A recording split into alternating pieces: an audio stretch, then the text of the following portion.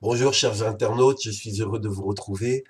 Il y a un message que j'ai sur le cœur de vous partager. Je prie que Dieu ouvre votre cœur pour comprendre ce qu'il veut nous dire.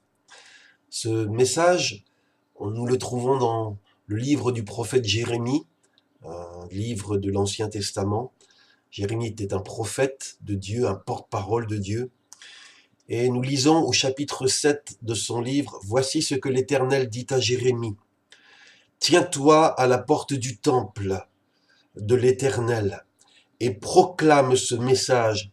Écoutez la parole de l'Éternel, vous tous gens de Juda, vous qui entrez par ces portes pour vous prosterner devant l'Éternel.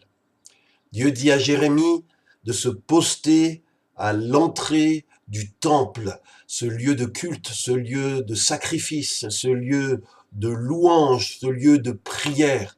Et il dit que Jérémie doit s'adresser à tous ceux qui entrent dans ce lieu. Pourquoi? Quel est le message du prophète? Eh bien, au verset 4, nous lisons, voici ce que Dieu dit à ces gens. Cessez de vous fier à ces paroles trompeuses. Voici le temple de l'Éternel. Voici le temple de l'Éternel. Oui, c'est ici qu'est le temple de l'Éternel. Ces gens qui entrent, ils se glorifient de ce lieu magnifique, de ce lieu érigé à la gloire de Dieu, et ils pensent que la seule présence de ce temple leur assure la sécurité, la paix, la bénédiction. Et donc, ils se préoccupent pas trop dans leur vie de savoir s'ils obéissent à Dieu ou pas. Ce qui compte pour eux, ce qui leur assure les bonnes grâces de Dieu, c'est d'entrer dans ce temple et que le fait même d'entrer dans ce temple, le fait même d'appartenir à un lieu sacré, d'appartenir à une église, à une dénomination chrétienne, de fréquenter des rencontres, suffit en soi pour nous assurer la faveur divine. Mais Dieu dit ceci à tous ceux qui entrent. Puisque vous n'avez pas écouté, quand inlassablement je vous ai averti, puisque vous n'avez pas répondu alors que je vous ai appelé, ce temple qui m'appartient et sur lequel vous fondez votre assurance, eh bien je vais les traiter de la même manière que j'ai traité Silo. Mon frère, ma sœur, toi qui m'entends, ce qui préoccupe Dieu d'abord, c'est pas les choses extérieures de la piété. C'est as-tu écouté quand inlassablement Dieu a essayé d'attirer ton attention sur quelque chose? Ou as-tu fermé ton cœur et ton oreille? As-tu répondu quand Dieu t'a adressé un appel par un message, par une prédication, par quelque chose, un texte biblique, où il voulait attirer ton attention? As-tu répondu à cet appel? Le Seigneur dit que tout ce sur quoi on base notre assurance, qui ne repose pas sur l'écoute de Dieu, sur d'être attentif à Dieu, à ses voix, sur l'obéissance à ses commandements, toutes ces choses sont de fausses sécurités. Et ce temple lui-même, dans lequel le peuple de Juda mettait sa confiance, Dieu dit, je vais le détruire comme j'ai détruit le sanctuaire de Silo. Le Seigneur sait qu'il y a un choix à faire, que la religion chrétienne, la foi chrétienne, c'est pas un vernis. C'est pas se couvrir de talismans avec un lieu, avec des objets, avec des rituels auxquels on assiste. La foi chrétienne, c'est l'écoute et l'obéissance à ce que Dieu dit. Et Dieu dit à ces gens qui entrent dans le temple, nous le lisons au verset 24, ils n'ont pas écouté. Ils n'ont pas prêté l'oreille. Combien de fois as-tu peut-être assisté à une rencontre? As-tu écouté quelque chose, mais tu es resté sourd?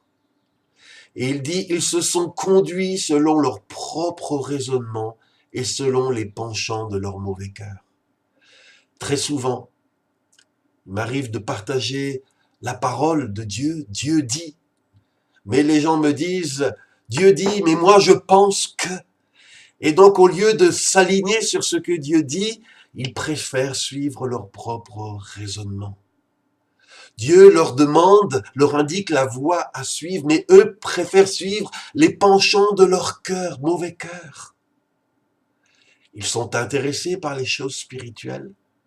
Ils ont un éveil pour les choses de Dieu, mais ils ne sont pas prêts à écouter et à obéir. Ils veulent en faire qu'à leur tête et suivre ce que leur cœur leur dicte.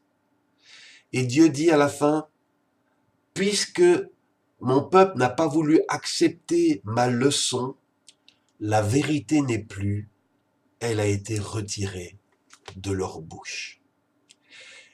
Il n'y a rien de plus tragique de ce que la vérité soit retirée de notre bouche, de notre cœur, de nos pensées.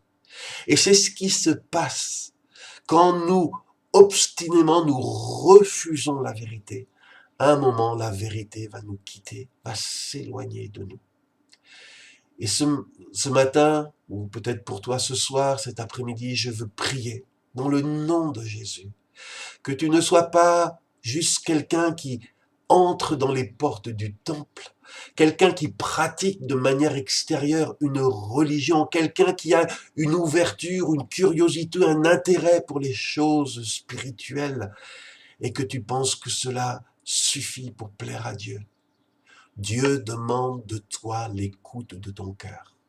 Dieu demande que tu puisses répondre aux appels qu'il t'adresse.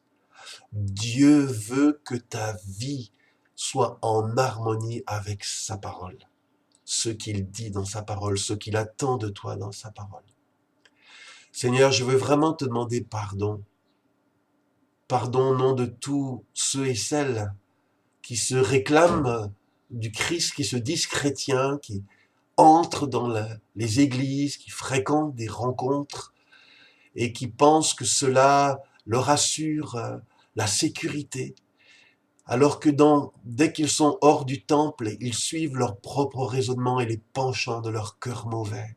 Que leur conduite de tous les jours, Seigneur, te déplaît et que simplement ils cherchent à te plaire juste peut-être l'occasion d'un dimanche, l'occasion d'une fête, d'une cérémonie. Je prie que tu touches les cœurs. Un chrétien, Seigneur, je voudrais être dedans mon cœur. Dedans mon cœur, Seigneur. Donne-moi de l'être pour ta gloire. Amen. Si ce message a touché votre cœur, partagez-le avec d'autres. Et puis je vous donne rendez-vous pour d'autres messages sur cette page. Que Dieu vous bénisse.